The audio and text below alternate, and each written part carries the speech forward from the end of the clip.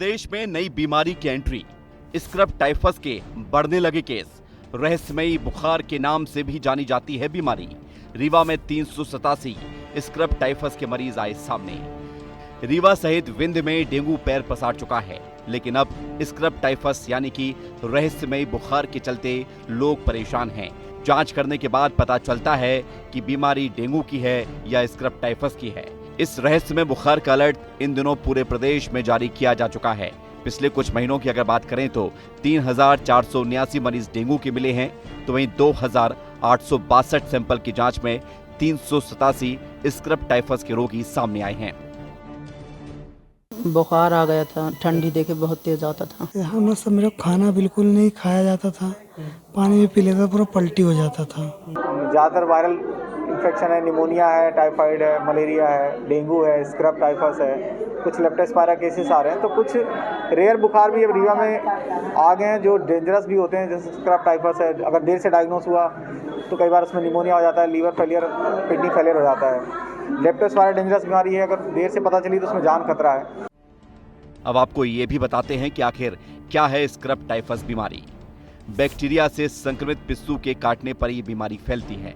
इसमें तेज बुखार आता है, काफी लोगों की जान भी जा चुकी है। स्क्रब टाइफस के मामलों में मृत्यु दर 6% है। अब आइए आपको यह भी बताते हैं कि इस बीमारी के लक्षण क्या हैं। पिस्सू के काटने के 10 दिन बाद इसका असर दिखता है। ठंड लगने के साथ ही बुखार आता है। सिर दर्द और बदन दर्द के साथ मांसपेशियों में दर्द भी होता है। संक्रमण ज्यादा होने पर छोटी छोटी गठान भी होती है। सोचने समझने की क्षमता कम होने लगती है। समय पर इलाज न मिलने पर मरीज कोमा में भी जा सकता है। ऑर्गन फेलियर और इंटरनल ब्लीडिंग भी हो सकती है। मच्छरों के चलते अलग अलग बीमारियां बढ़ रही हैं, जिसके चलते डेंगू के साथ स्क्रब टाइफस पैर पसारता जा रहा है।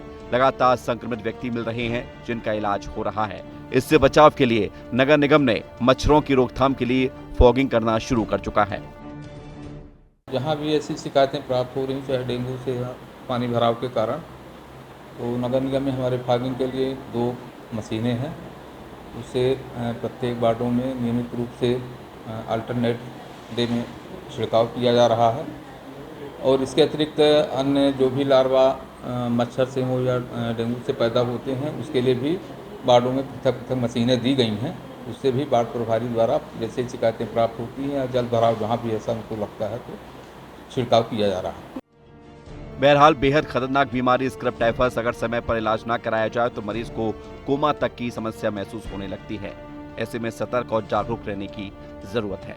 रीवा से विवेक तिवारी की रिपोर्ट, विस्तार न्यूज।